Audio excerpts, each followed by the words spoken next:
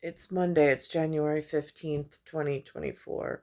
Um, I'm still with the crutches trying to, um, whatever. I was seeing the hematologist and she went on vacation until February, so I can't get a hold of her. She was my contact that I kind of sort of, I mean, she seems like the most trustworthy out of the entire lot of them, in the useless medical category for which I have access to. Um, and this is like the frustrating part because, on the one hand, it's thank God there's health care and that it's paid for. Um, but on the other hand, it just seems like this endless insurance scam. Um, I have this one doctor that the hematologist recommended, who's a nephrologist, a specialist, one of the people. I mean, I'm RH sensitive, and I don't know his affiliation. He takes some Hippocratic oath, but hears it in full swing. So, and I don't know of any other nephrologists in the area because the doctors have been changing. And again, AMA, is that like Army Medical? Why is the Army Medical like in the board certified category? Why is that changing on land? I'm just curious if like Naomi has to speak directly to like the tree people and the water. I mean, in a theoretical, um, in order to self defend and self protect, since there doesn't seem to be like, I mean, the man that fell in love with the KIM. I mean, I don't understand why this has transacted this way. So here I am this morning. Um, there's um there is this. Oh, and I discovered something. They have this. Last week they had a reboot of The Color Purple, for which I stay out of NYU and Langone. I was accepted in Northeastern and Boston University, so like this is like a real conundrum for the locals, and I really don't trust any of you. um and there's been a lot of like almost like gang related like push up against my person, and like I never know why, because I'm like, again, there's a Hudson River and there are laws that you're all tied to, so it gets real confusing at Buffalo Bills and like the Hudson River and whatever else of sports and entertainment. I didn't go to a party school. um so I don't know who's defending red lines, who's defending blue lines, who's like rednecks. What do they look like? What do they sound like? I can't even tell anymore. I got there's some person by the real estate developer named President Donald Trump, or former President Donald Trump, campaigning in Iowa. I know the importance of Gunda, Iowa, but I don't understand. He's wearing something about caucus, caucus captain. I'm learning a lot from the Iowans, thank God, the farmers, talking about what, like, these words like precinct, and I mean, things that in my lifetime spent here, I didn't have access to that level of, I think they call it civics. I don't know who knocked that out. Um, so I'm learning from them the importance of a precinct. Only precinct we have here is the 111 in NYPD, again, in importance, but they have something called precincts. They get together face to face so they know thy neighbor. They vote with thy neighbor. They say that they actually have like this where they get up and they speak and they tell their point of view. So this way, and I am learning a lot from the Iowans. New York has not been that helpful as far as education, and finding persons is very difficult. Um, It's almost like society and community no longer exists, even at like whatever level I've been held at. Um, so I've got this nephrologist who wants to teledoc with me over the phone because I can't go in at the moment, which, on the one hand, grateful for somebody who's in the medical profession to even speak to me. But the ridiculous of it is the purpose of the phone call is to instruct me with his medical prowess as to how, or it should be, how to restore my health. So this is not like an ongoing engagement and a constant bleeding of the insurance company and lining his pockets. So I get the business aspect of it. I can argue it either way. But then there's this, I don't work for the insurance company, but I also don't want to be overbilled and overburdened. And it's like, where's the advocacy on this? So, um, so here, this is my conversation. And there's been so many phone calls over it with no resolution. Last week, prelude to the set appointment that they set for today, which I didn't even know that they set, but they called me and told me I had an appointment. Prelude phone calls were, I don't need the appointment. I need a blood draw. So when he calls, we have something to discuss. It's about my metabolic panel. My phosphorus is low. I don't have a detailed education. I know kind of, sort of, but not really why it's important. But I don't really know his level of why and how chemically does phosphorus, like, is it a nutritional deficiency? I mean, I can see my lips. They're not even the correct color. Everything looks off and it's getting worse. Um, and so, um, so last week they would they kept calling me, telling me that they spoke with the doctor and he says no blood draw.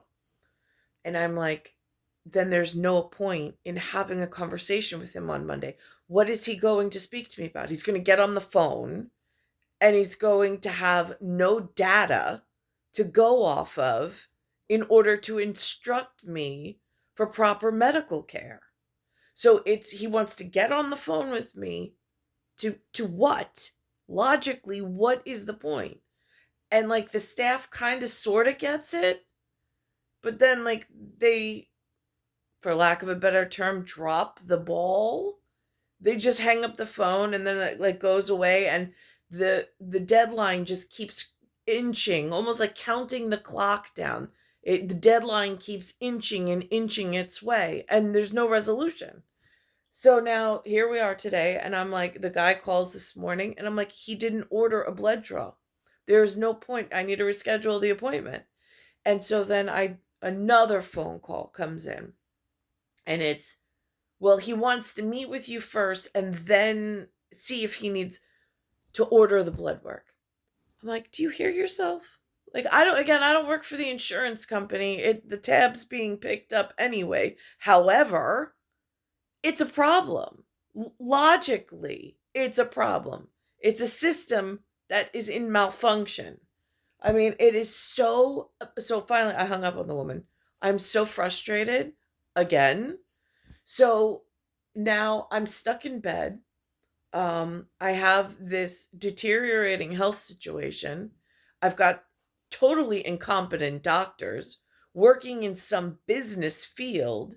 They've rearranged the medical staff. They've rearranged the demographic population around where I live. It's been totally shuffled around. I have no idea why. Both medical staff and the living population. And I'm like, where is my rescue team? Like, I see, like, they have some war going on in Ukraine. They got some war going on. I'm like, I'm in New York. I'm in the USA. I'm in the Federal Reserve note program, like hometown. I'm not like the far and away assist. I'm like here. Why are my needs not being met and catered to? Why is this influx of I don't know who coming in? It makes no sense whatsoever. And then to have um this inability to even function at the correct level. And then if my health is not in the right dynamic, it's like everything else seems to fall apart. So I watched the Mean Girls movie today. Um, they mentioned something about out of Africa. Um, I know symbolically how not being a party affiliated or aligned in any way. Um, I saw the soccer player, and it said North Shore on it. I know that seems to be important. I saw the guy, they had on a really critical, important costume inside there. And I was like, oh my God, they replicated that. Like it was so intimately personal. Um, and like details in it and in the great fabric of space and time, how they use it, I don't know. I was watching Smithsonian. I was watching Boston yesterday. I was noticing that their Sikorsky Pelicans are different than mine in New York, from what I can see when I took my son to the American Air Power. Um, I learned about Marit, a slight like overview, like nothing like in depth, not like the academics, not like the professionals, about maritime history, like what's okay for Naomi, the little girl, like if the tree and the water had to have a conversation, and there's just this little innocent blonde-headed girl on, and she's in the forest, the garden, the whatever.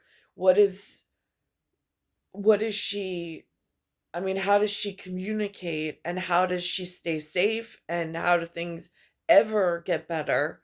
um so that's where I'm at the moment. um and there's just this immense frustration about, like, look at, like, on the one hand I can have a conversation with myself about, look at the amazing shift in healthcare that they built and whatever, but then there's this other problem, like the problematics that I see as far as just internal organics of it. And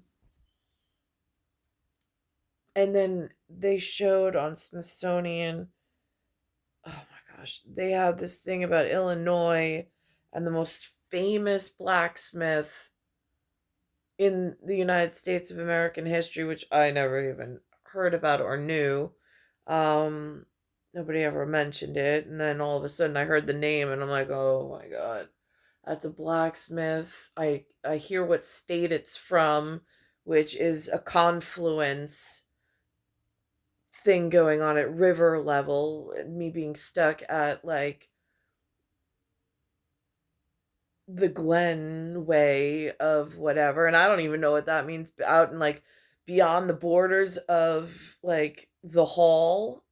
I have no like what the guild made it, if it's a far and away like a chem as a like a KEM as opposed to KIM. I got me on that one. I have no idea. Um so I am just here and I'm just like, oh my gosh. And then the Smithsonian's put out this on, and it's this series about aerial America. I've taped like 42 episodes of it. I'm watching the story in history according to them, where it's just like the natural wonders, very light on human involvement. um, for reasons I could fathom. So I'm watching that, and I'm balancing it with how much, like, where did they try to best me, um, in whatever the bastards are doing in, like, wild things. And I'm just sitting here like, oh my gosh. So, um, I noticed Ohio, and I'm like, oh my gosh. Because, like, there was a thing with Ohio and Mexico. I mean, again, I know who I met at Rooster and Chicken. So that was a whatever and whatever, whatever, whatever in my private file. Um,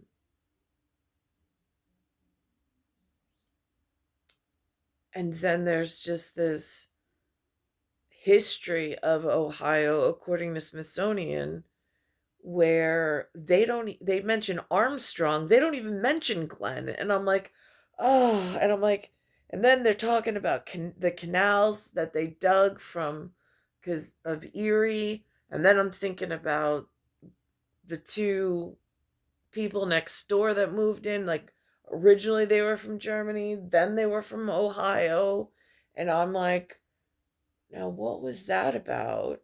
Because that was Ohio Glen, and I'm just, or at least it was Ohio living on Glen Way, and I'm just raising their daughter in the same system, supposedly, or theoretically, that would be logically, whatever. And I'm just at this quandary because instead of picking, and then I learn, like, when I do, like, Houston, I'm talking Suffolk County. I am not talking Texas whatsoever, although that's the coined phrase. And I learned that that has something to do with Johnson. And I'm just like, I. And then I went to school with a Johnson, who I have no contact with whatsoever. This is like a non-contact whatever, and completely ghosted. Um, so I'm just all of the relevant pieces, just pulling myself together. And again, it's like, how does one capitalize on any of this? I mean, is that an allowable thing? I mean, like, it really feels like the Mars whatever project NASA was talking about, where, like, you're just on this planet alone. I mean, like, I know they call it Earth, but it's like everybody fell off the face of the earth that I've ever known. I have so few contacts um, in, like, the here and now. Um, it's star 1978, star 8378, Nicole Cattaruzza. It's Earth, solar system, Milky Way, universe, galaxies broken. And it's Bayside Station, Bayside, New York, 11361.